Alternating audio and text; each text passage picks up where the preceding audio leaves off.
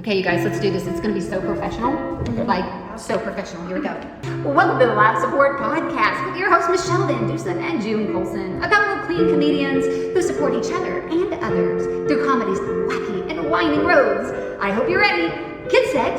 Let's go.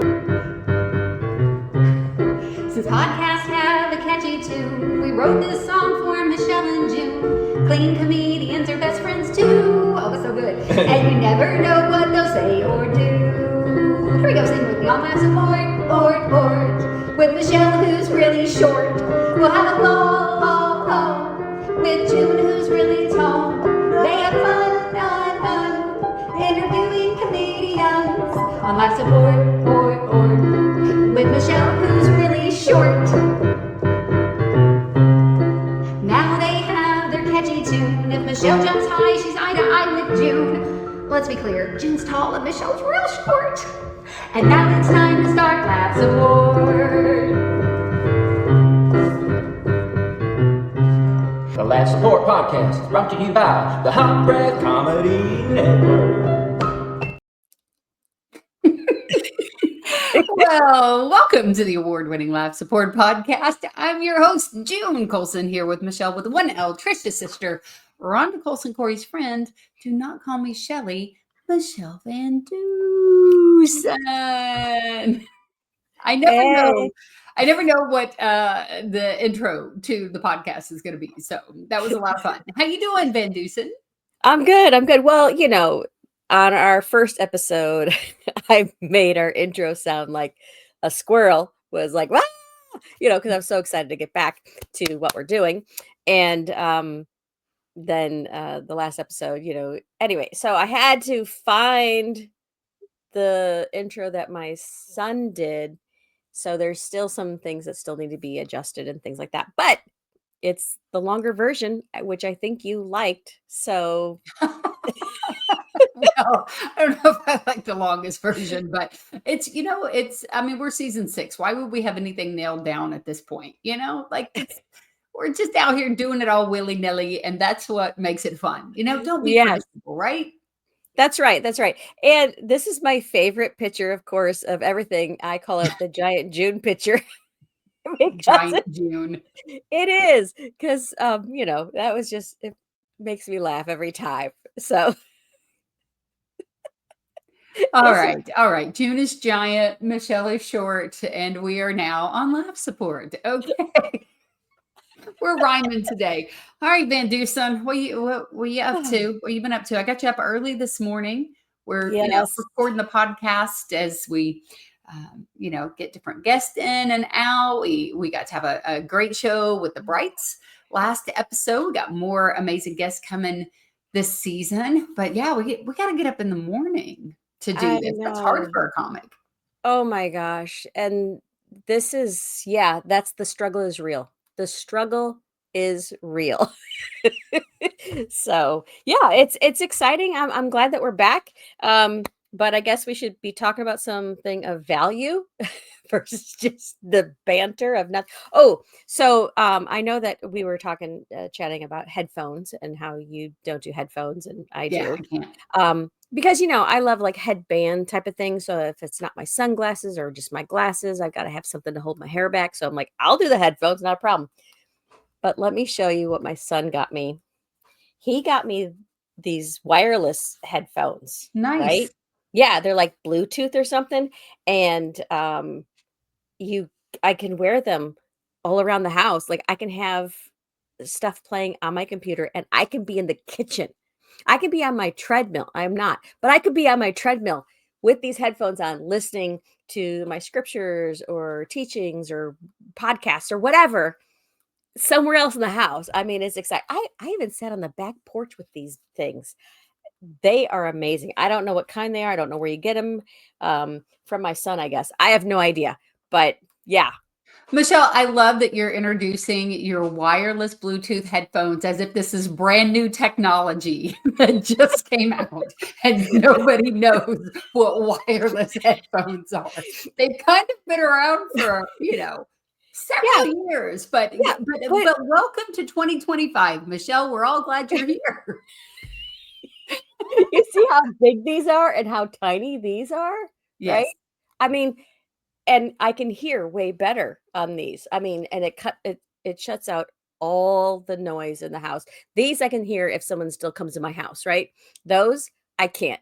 So there's been a few times I was doing dishes and it freaked me out because my husband like tickled me and I was like, ah! I mean, so it's a blessing and a curse having things where I only hear the sound out of the Yeah, when you do have headphones on and you're not necessarily aware of the things that are going on, which is why like I definitely when I would walk at the park and things like that, I would never have two earbuds in at the same time. Like before wireless, I would always have like one in and one out so that I could hear what was going on around me. Because like literally yeah, safety wise, they say yeah. that's not safe. You know what's funny is when I see those headphones, I think this is maybe part of why I don't wear them. I had cousin Brian. I mean, I still have him. He's still here. That's good. Well, I don't have him. He's not mine. Like I get to keep him here or anything. But I'm gonna he's put handy cousin in my Brian in the house. closet. Gonna put cousin Brian in the car. Gonna put. But Sorry. he was a surprise baby for the family. Like my aunt had been told she wouldn't be able to have kids, and she had Crohn's disease, and so he was a miracle baby that people didn't expect to show up. And he wasn't just a miracle baby; he was the chubbiest baby that ever showed up in our family.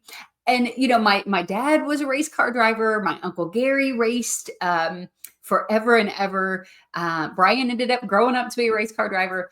But when they would take baby Brian to the racetrack, that chubkins, that chubby baby, they put these giant, Mhm. not headphones, but whatever, Yeah, whatever. What do you call it? What's the they're word? they're the noise canceling. It's like the ones that they wear at the airport. Right. So I feel like when you say headphones, it's like there's sound, but the point of those were the noise canceling, Ear protectors. ear protectors, right? Okay, so but he was so chubby, and they would put those on him, and his little face would be all squished up, that little Let's chubby, get it close. chubby, Can you smile like this? little chubby Brian face.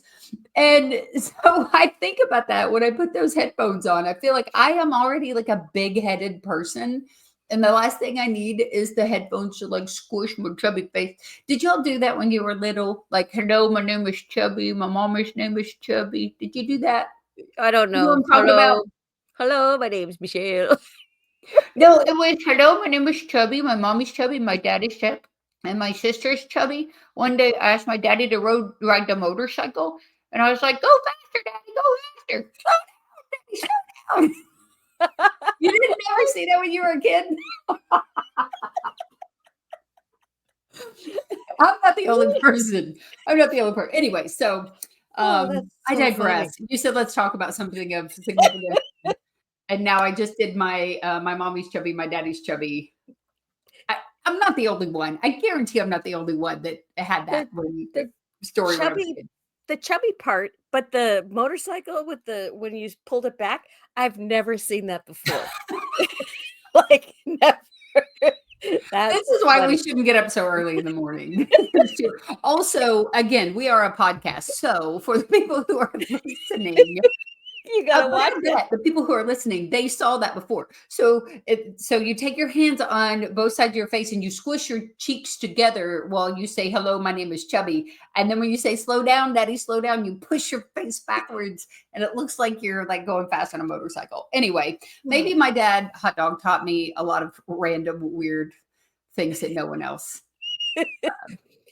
Anyway, that's Speaking of your dad, you have well, I mean, it's not just your dad, but like your family. You've been doing some incredible things this summer. You want to tell us about what you've been into or doing lately? Yeah. So we are in the final phases of about to release my very first book, Memoirs of a Hoobilly. A what now? Do I? A what now? Memoirs of a Hoobilly. A Hoobilly. A What Hoobilly, yes. what is this? What is that? What is a Hoobilly? So a Hoobilly is part Indiana Hoosier, part Kentucky Hillbilly. So when I moved to Kentucky, my papa Dickie, told me that because after a certain amount of time when I lived in Kentucky, he was like, well, you're no longer a Hoosier. And I remember I was like devastated. And he goes, it's okay. You still have Hoosier in you, but now you have hillbilly. So you're part Hoosier, part hillbilly. So I guess you're a Hoobilly. And so my dad would call us Hoobilly, you know, so we were the Hoobillies.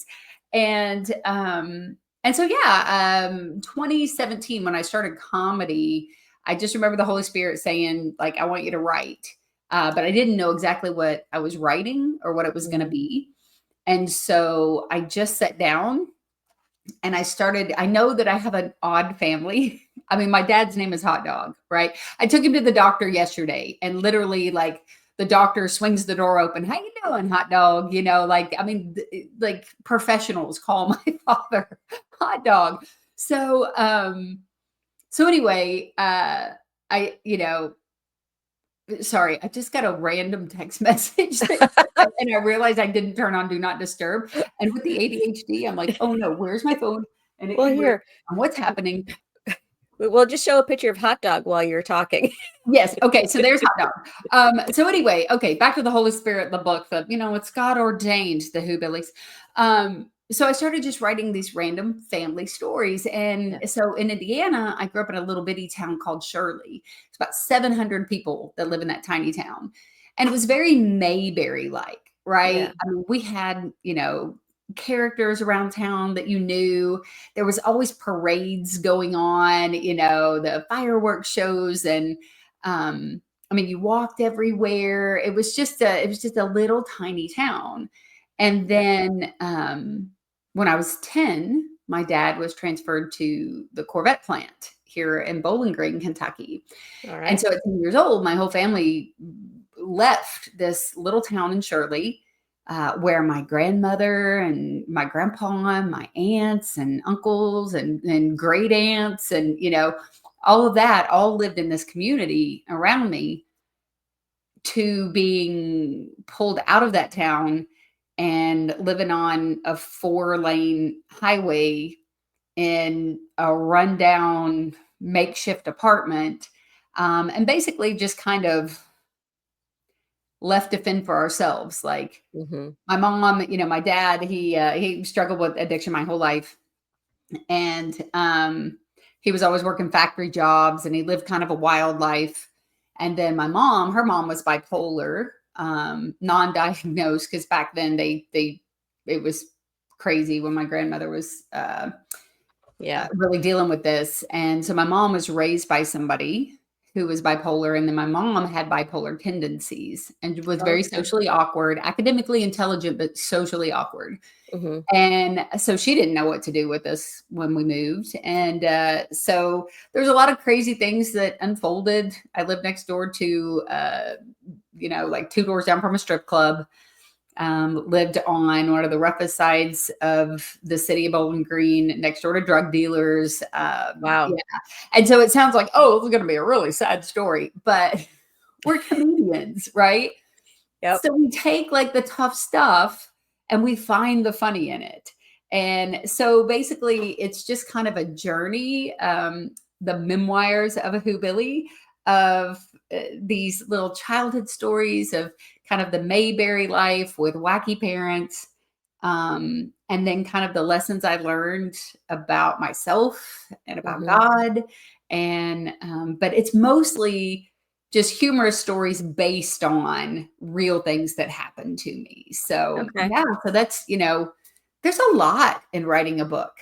There's a lot of stuff I didn't expect, Yeah. So, what do you prefer, like college ruled paper or the wide paper? Because like that's the first thing, you got to have a sharp pencil or pen, and then a good notebook. So, do you like the wide, where you can write large, or do you need the tiny stuff? Again, welcome to 2025, Michelle. So we have these things called computers where you can type it and save it and no, I honestly know there's a lot of the stories that I did handwrite before I feel like I can be more creative when I have a pencil in hand. Also, we talked about it before. I'm a doodler. I doodle, like I am constantly drawing. If you look at if you look at like the Bible studies that like my husband and I are doing, or like we're in a group right now on Sunday nights called Re-Engage.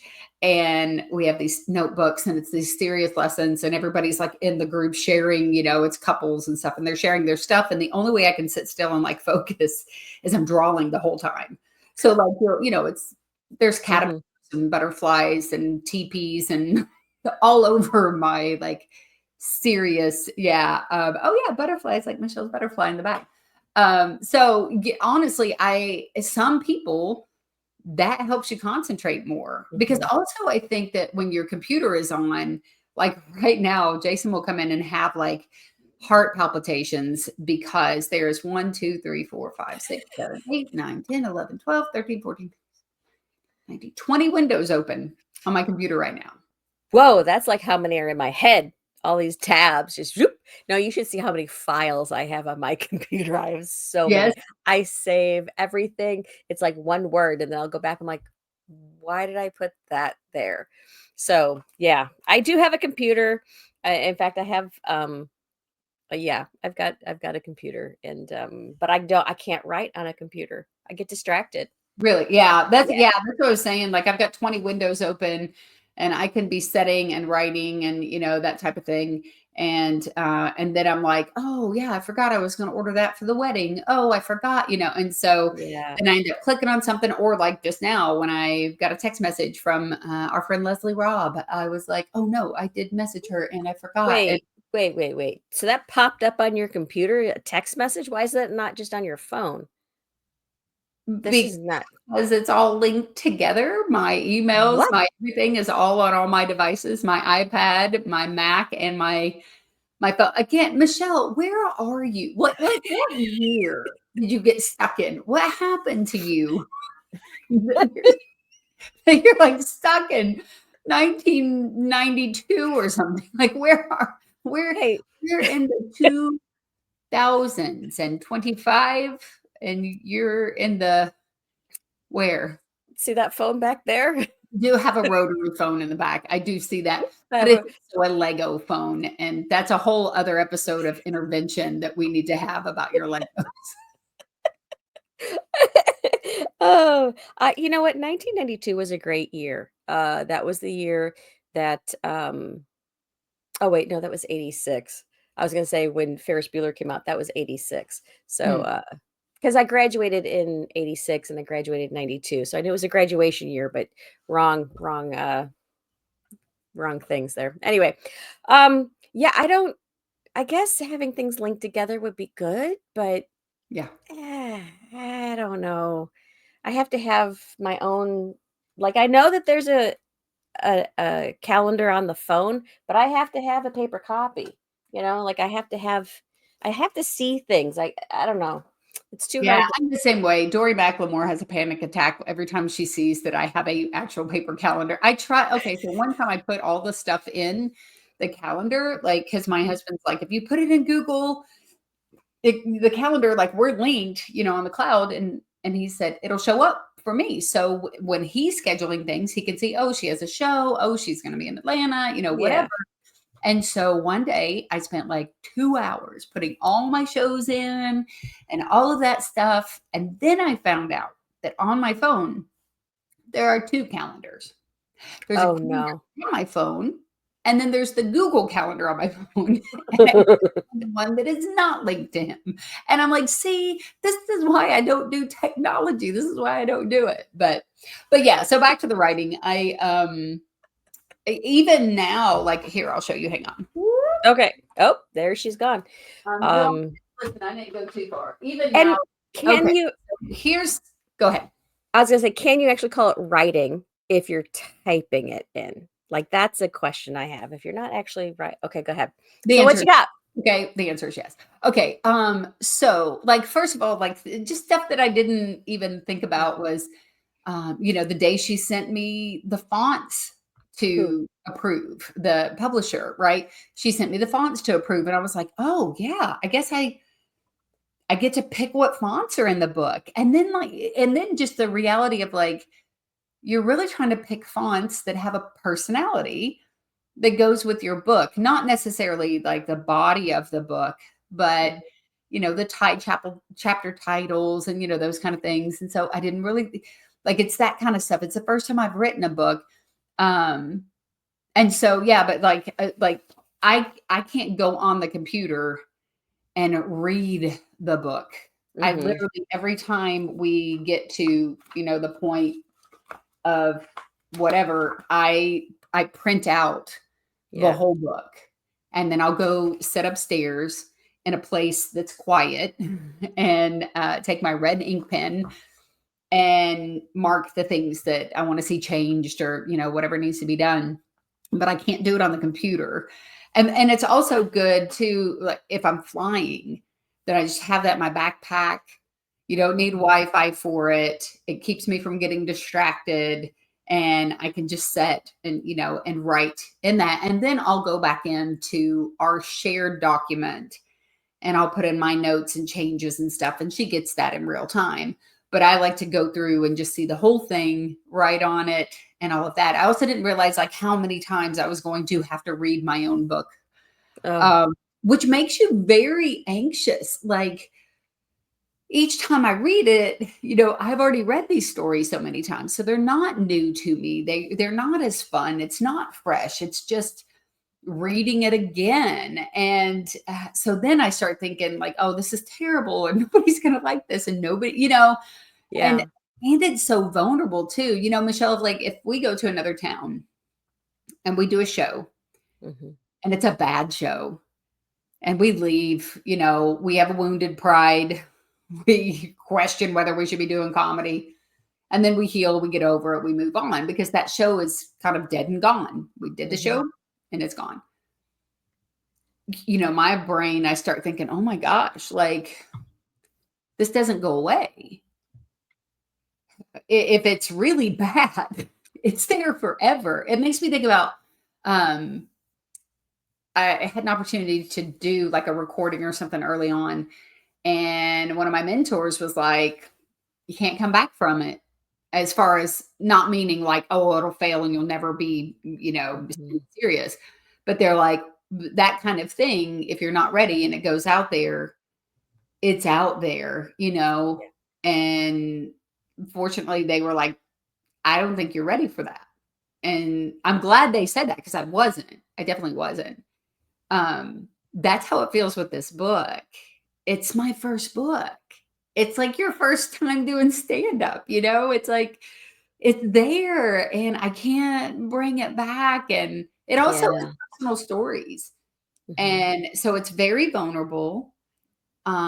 There are some hard stories that I'm telling that I fear like, what if this person or that person reads it and their feelings are hurt by it, And so I've prayed about the different stories that I'm telling. I've reworded things to try to make it because you don't have to be brutal in telling a hard story, Yeah. but also there's a reason why I'm telling the story. So I hope that people who read it get to laugh. Um, I hope that, maybe if they came from some crazy circumstances that they're like, cool, it's not just me. And if, if they didn't, that they get to have some fun and be intrigued or amused by, some of the encounters that I had as a child. So, but Yeah. yeah, it's super vulnerable. I at the beginning of our time here, you said that it's a real sad story. But to me, a sad story is if you were to still be living in the circumstances that you were in. That to me would be a sad story because then there's no overcoming, there's no a better life, there's no change. So the Yeah. fact that, we can see you today, a very, a successful podcaster, Mhm. a, yeah, you Award are. winning, multi-award winning. Just saying. That's right, baby. What? Mhm. And, and how accomplished you are and all the businesses you've had and all the wins and everything that you've done now, like, you can go ahead and look back and go, "Whew, that's where I came from." So, I like the fact that if you overcame those situations, because it was a horrendous upbringing, really. I mean, you had some tough things, and I know they're in the book because I read some of it. And I'm excited that people are going to have the ability to read it and apply some of those things to themselves, because it really is about the overcoming and who held you through that process and all Yeah. the things. So to me, it's only a sad story if you were still there. Um, but yeah, anyway, I wanted to put that out there because I was like, yeah, it's yeah. It's a Anyway, lot, man. You know what's funny is like I've been at some recovery things and heard people tell their story. And as they're telling their story, they'll be like, but, but I had a good childhood, but it was good, but it was good. But you hear them tell the story of like, and you're like, no, it wasn't. Like, how do you think that was good? That was not good, that A, B, and C was happening to you, I think a lot of times we don't realize, you know, the magnitude of the things that we've gone through. mhm, There's nothing that I've overcome that I didn't get through on my own. That I got through on my own like that. I definitely, and I will say this, it's not a preachy book. So if people are not Christians, um, it's not a preachy book. It's not, you know, every page is full of scriptures and things like that. Scripture is great. Obviously it's what, it's what I believe in. It's the word of God. It's real. It's living. Um, but it definitely, I hope, encourages people to give God a chance, because I really do talk about that I didn't. I mean, I got to a point where I didn't need him. I got this. I was mad at him. Like, I pat myself on the back for all the great things that I did. One of my pet peeve phrases is self-made man. You'll hear people who say, mhm, he got there on his own. He's a self-made man, um, giving zero credit to God. I mean, really the things that we're blessed with is only because he's given us those blessings. And so, um, I hope that people like will read it and know that it's not, I don't think it will be overwhelming. I'm not beating anybody over the head with the Bible. I'm just sharing the tough things I went through, the point in my life where I fully rejected God and tried to take care of things on my own, and feeling like he didn't hear me at all, mhm, to the realization that he was there the whole time. yeah, And so yeah, in the beginning of the book, I start with an interesting story, and then I basically say, but like pretty much all your stories are interesting when you're raised by an academically intelligent but socially awkward mom named Mo, and an addict, wild child dad named Hot Dog, right? Like, how do you not have some interesting stories?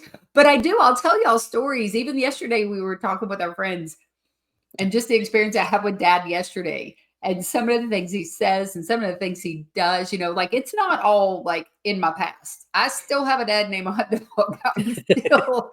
I'm still navigating through some interesting waters with him. mhm, But you don't realize like how different you are until you start telling your stories and you see people and they're like, wait, what? What? You did what? You were shot at by a homeless man? What? Oh, you were 12? Okay. like what? So yeah, and it's definitely not, it's not a historical document. It's not Junebug was born in 1975, the daughter, it's none of that. It's, oh my gosh, I remember when this happened. So I wrote just the story, but in a fun way, right? yeah, For example, there's a story in the book where I ran away, and to describe the experience, I wrote it as if I did a Dear Diary. And yeah, I didn't do a Dear Diary. That's not what actually happened. But I think that's the fun of like memoirs, a memoir. memoir, Yeah, I know. I say wire. I should have spelled it like Memwire, because I'm never gonna say it properly. Memoir. But it is, I get to have creative, kind of fun with it, and yeah, all these stories and a creative way. Plus, Michelle, whose name is mentioned in the book and acknowledgments, Hmm. who Could wants it a name in everybody's book. be mine? Yeah. Yay. Thank you. Yeah, that is one of my goals in life, is to be mentioned in as many books as possible. And even if you've never met me before, the mention is just Michele VanDusen, you know why. Like, that's it. That's all. That would be it, because I want to be in as many books as possible. Anyway, let me ask you this. In the process, like, can you walk us through the step-by-step, because you mentioned that you have a publisher. So, Yeah. like, how did this all happen? Like, what was the order of, did you get a publisher first, and then you're like, oh, now I'm going to write something, or did Well, it's more a publishing coach, right? So this isn't somebody who was like, we heard about your book and we need you and we're gonna, none of that. So basically what happened in 2017, I started writing the book, and then I started moving stories around, and then I just would get overwhelmed, and then I get to the point where I'm like, okay, I'm gonna hire someone to help me publish this. And then oh, well, Michelle disappeared. We'll just do this on our own. Okay. No, I'm here. You just can't see me. Oh, okay. You put yourself in the back. All right. So, um, I like really struggled with just letting the book go. Right. So then I got to a point where I spoke to a publishing coach, thought I was going to hire her. Then some things happened in my life and it got put on the back burner again. And then our friend, Vincent, Rutley, he was on an episode of Life Support Podcast. I just felt like God was telling me to call Vincent, for whatever reason. So I called and I was talking to him, I think about something totally different. And then I said, hey, oh, okay. So these stories, I said, I would love to see this in a sitcom form one day, but I first, I need to get it on paper and in a book. Um, and he had told me he had just finished writing a book and told me about his friend who has a publishing company who coaches, and um, Kelly is her name, and she's with Ready Writers.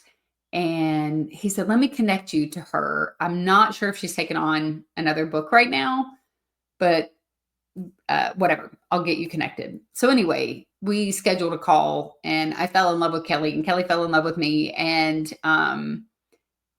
Vincent was right. Vincent's like, you've got to let go. You've got to let go. Just give it to someone who can help you. Because I knew that it's something that God called me to do.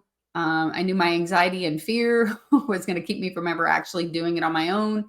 And also trying to move things around and get it in some kind of readable order. I just couldn't do it alone. And so it's been awesome. I mean, she keeps me on task. She got to know me personality wise before we got started. So she understood that when she comes to me with font, she doesn't come with me like with 12. She gives me 3. And then if I'm like, okay, I kind of like this one, the other 2 I don't like, then she drops 2 and gives me 2 more to look at. But she doesn't give me, thousands of things, because she understands, how my brain works. And also, even in the book, eh, you know, grammatically, she's going to make sure grammar is correct. But in the quotes, and when my family is talking and things like that, she's not trying to change my voice. She's just trying to help me get it in an order that, is digestible for the reader. So I feel like she took a lot of time to get to know me and is helping me get through that process. So yeah, so I wrote it, I hung on to it, I tried, I this, I that, and finally I had to just let it go, put it in the hands of someone who's been there, done that. And then from there, she laid out the schedule. She's like, when you're ready, be ready, because it'll be go time. And so every week I kind of have a task that I'm working on. So now I'm on my 3rd read through of the book to get the final edits for them. and she's got, people who format the pages and, working on the cover design and all of those things. So yeah. So basically it was just finding the right person for me, handing it over to someone who knows what they're doing, being willing to be vulnerable. And then now I'm starting to do by the time this airs, I'm not sure where we'll be at, what month or how close we'll be, but I'm starting to do little teasers on Tuesday to share that I have a book coming out. I'm sure I won't do all of this stuff right. As far as, I'll promote the book myself. I am technically self-publishing. I'm going to try to do a launch party. So, I hope people will follow me, junebugcomedy.com. You can see some of the teasers on there. I even have one where Hot Dog helps me with it, which is hilarious. Yeah, he and his dad gave us the nickname Hoobilly, and he was really struggling even saying Hoobilly. So that was a lot of fun. But I hope you guys will follow me at Junebug Comedy. And then go to junebugcomedy.com and you can sign up for my email list. And then I'll send people information about when we're going to do a launch party. I'm going to do pre-sales. So that'll be fun. But yeah, there's still some work to be done. And I'm just going to give it over to God and trust that, I think the people who love me, they're going to love the book no matter what. The people who, they might not be a Junebug fan. They'll find reasons to criticize. And either way, it's something I feel like God called me to do. I'm going to finish this thing and then get excited about the next phase. And hopefully the next phase will be a sitcom. We'll see what happens. Your mic is mute, Michele. We can't hear you laugh either. Come on. Yeah. Again, back to 2025. This is a podcast. In order for people to hear me, I need not to be muted. Yeah. Now I totally forgot what I was going to say. You show pictures and you don't talk about them. And then you're on a podcast and we can't hear you. Since season 6, we're losing it. Or we're losing our grip in season 6, maybe. That'd be okay. Okay, I remembered. I had to go back in that house there. You know how you have to go back into the kitchen. You're like, why did I come in here? And then you got to go back into the bedroom. And you come back into the kitchen. Oh, this is what it was. It was a fork. I liked how you said at the very beginning that at first you were writing a sitcom. You're like, I could probably do this. And then it turned into then these stories and things like that. So I liked how you did that order. And this is what I'm most excited about. Because I see the potential of your book and it being a sitcom and possibly a movie and then little action figure dolls and the little, I see all of it. I could totally see it. And I'm excited for the next step and the next step and the next, just to see how this blooms and where it ends up. I can see it. And people are going to be so excited they're going to love it. They're going to love your book. They're going to love your movie. They're going to love your sitcom. They're going to love all of it because God has put you here. And here's a scripture that I thought of when you started to say this, that you're going to finish it. He's the author and the finisher. So, and since you're made in his image, you get to be the author and the finisher of this. So that's it. That's all I'm saying. And I can't wait for the second book. So boom. Well, thank you for your support. And no, I do love that he's the author and the finisher. Well, let's finish this thing out, Michele. We've heard enough from me. In future episodes, we'll give you a whole episode where you talk about you. I feel like there's way too much about me today.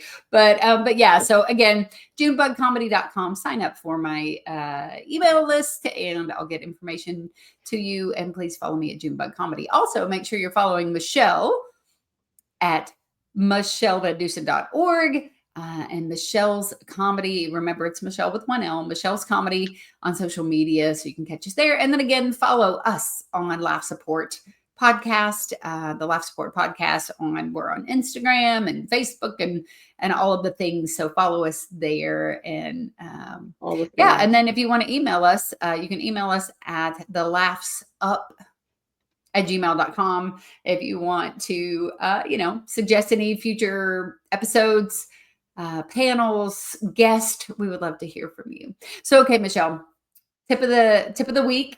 I said week this time. I Yes, usually say you day. did. Tip of the week. What do we have this week? June. I can't remember. Michele, pop it up so I can tell you. The tip I of the think week it's this is, one. okay, sure. Yeah, either Is one of it? them. Okay. We're talking Okay, about okay. writing. Write anything. So I wish I could remember the podcast I was listening to. I had searched like sitcom podcast, and there was a guy who was, a very successful writer, and he was talking about writer's block. So if you're a writer, if you're a comedy writer, whatever, he said, write anything. And I remember this guy talking about how he had been in an editing mode. So he was editing a bunch of stuff. And then, yes, Michele just wrote the word anything. There you go. Honestly. And you may just write anything, anything, anything, anything, nothing, nothing, nothing, something, something. He said that he would get in this editing mode. And then when it was time to write another episode for the podcast or for his sitcom or whatever, he would kind of get stuck. And he truly said he doesn't believe in writer's block. He said, you need a writer's reset. And he said he would just open up a notebook because it's like, I don't know what to write. I can't think of anything. So he said, write anything. And he literally would open up his notebook and it would be anything, anything. And he read one of the things that he had written one day. And it was anything, anything, anything, something, something, nothing. My dog didn't feel good today. I like blue. Blue is the color that I like. And he just wrote. And then by the end of the page, there were some, full sentences, some full thoughts. And he said it just helps to break out of this like frozen state that you might be in. And so I say, write anything. And I tried that the other day. I really did. And then it ended up, by the end of it, I had kind of a funny thought. And then I just transferred that over to a piece of something that I might actually use later. But it just took sitting down and writing anything. So that's my tip of the week. All right. All right. Great So that's tips. it for this episode of the Laugh Support Podcast.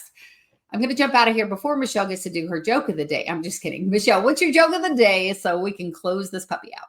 All right. So this one came in from Rylan, another one of my students. So did you hear about the kid that caught COVID on the carousel? Did not. Yeah, there was something going around. This is unfair that you're reading children's jokes because I can't give you a hard time about the joke. I will not crash on a joke. So thank you. What, Rylan?